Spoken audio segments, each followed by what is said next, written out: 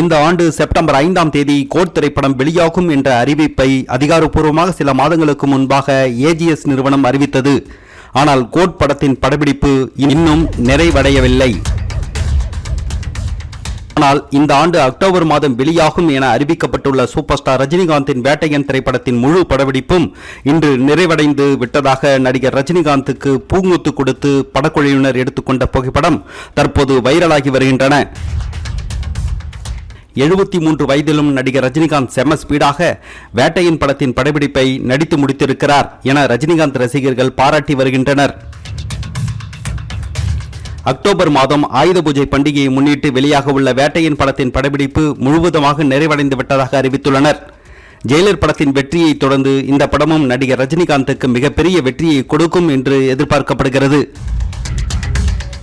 வேட்டையின் படத்தின் படப்பிடிப்பை முடித்துவிட்ட ரஜினிகாந்த் அடுத்த மாதமே லோகேஷ் கனகராஜ் இயக்கத்தில் கூலி படத்தில் நடிக்கப் போவது குறிப்பிடத்தக்கது.